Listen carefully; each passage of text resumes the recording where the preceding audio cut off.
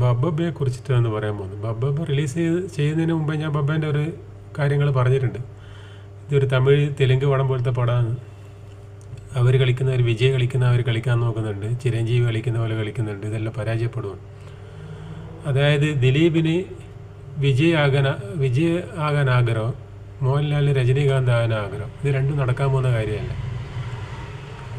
കാരണം കാക്ക വിളിച്ചാൽ കൊക്കാവില്ല എന്ന് പറഞ്ഞാൽ ഇവർ ഇവിടുന്ന് വെറുതെ ഡാൻസ് കളിച്ചതിനെ കൊണ്ടുവന്ന കാര്യമാണ് ഞാൻ ആദ്യം പറഞ്ഞത്. വേറെ ഡാൻസൊന്നും ഒന്നിനും കൊള്ളാത്ത ഡാൻസാണ്.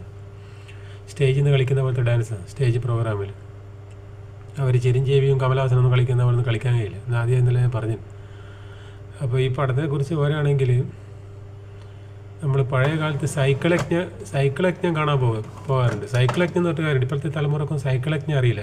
ഒരു 7 ദിവസത്തേക്ക് സൈക്കിള് ഇങ്ങനെ ഓടിച്ചുകൊണ്ടിരിക്കും ഗ്രൗണ്ടിൽ നിന്ന്. അപ്പോൾ അതിൻ്റെ ഇടയിൽ കുറേ പരിപാടി ഉണ്ടാവും. സ്റ്റേജിൽ നിന്ന് കുറേ ആൾ പാട്ട് പാടുന്നുണ്ടാവും. പിന്നെ അന്നത്തെ biggest super star Prem Nazir സാറിൻ്റെ പടത്തിലെ പാട്ട് വെച്ചിട്ട് ചില ഡാൻസും കളിക്കും. അതായത് അരക്കള്ളം മുക്കാക്കള്ളം എന്നുള്ള പടത്തിൽ ജയഭാരതിനെ പോലത്തെ ഡ്രസ്സ് ഇട്ടിട്ട് ഒരു പെണ്ണുങ്ങളുണ്ടാവും, നസീർ സാറിനെ പോലത്തെ ഡ്രസ്സ് ഇട്ടിട്ട് ഒരാണും. അവരിങ്ങനെ മൈക്കിൽ സ്പീക്കറിൽ പാട്ട് വെക്കും. എന്നിട്ട് അവർ വെറുതെ ചുണ്ടനക്കും. നിന്റെ മിഴിയിൽ നീലോൽപ്പലം, നിന്നുടെ ചുണ്ടിൽ പൊന്ന ശ്ലോകം എന്നുള്ള പാട്ടല്ലോ. അത് കഴിഞ്ഞ പാട് ഇവരൊരു പണ്ടത്തെ ബോൺവിറ്റൻ്റെ ഒരു ടിന്നുണ്ട്, അതിൻ്റെ മേലെ ഒരു വൈറ്റ് പേപ്പർ കൊണ്ട് ഒട്ടിച്ചിട്ട് സംഭാവന എന്ന് പറഞ്ഞിട്ടുണ്ടാവും. അത് കണ്ട് സംഭാവന പിരിക്കാൻ വരും. ഓരോ പാട്ട് കഴിയുമ്പോൾ സംഭാവന കുറേ കൂടി നിൽക്കാനുള്ള സംഭാവന പിരിക്കാൻ വരും. അപ്പോൾ ഒരാൾ മൈക്കിൽ ഒച്ചത്തിൽ വിളിച്ച് പറയും, സംഭാവന കൂമ്പാരമാകുമ്പോൾ പരിപാടി ഗംഭീരമാകും. അതേപോലത്തെ ഇതാണ് ഇപ്പോഴത്തെ ഈ പടം ബബ്ബനെ കുറിച്ച് പറയാനുള്ളത്.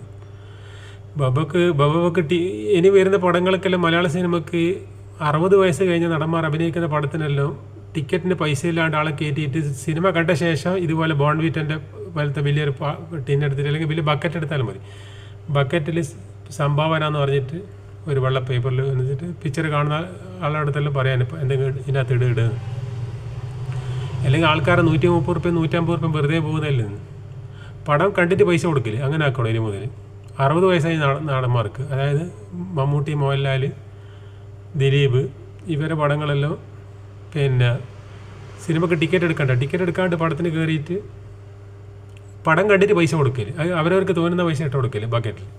പിന്നെ സാധാരണ മറ്റു നടന്മാരത് സുരേഷ് ഗോപി പിന്നെ ജയറാമിൻ്റെ എല്ലാം പടം ഒരു ഭണ്ഡാരപ്പെട്ടി വെച്ചാൽ മതി. മുമ്പിൽ തിയേറ്ററിൻ്റെ ഗേറ്റിൻ്റെ അടുത്തൊരു ഭണ്ഡാരപ്പെട്ടി വെക്കാൻ. പടം കണ്ടിട്ട് ഭണ്ഡാരപ്പെട്ടിയിൽ പൈസ ഇടുന്ന പോലെ ആവശ്യക്കാർ പടം കണ്ടാൽ ഇഷ്ടപ്പെട്ടില്ലെങ്കിൽ ഭണ്ഡാരപ്പെട്ടിയിലിടാം, ഇഷ്ടപ്പെട്ടില്ലെങ്കിൽ അങ്ങനെ പോകും.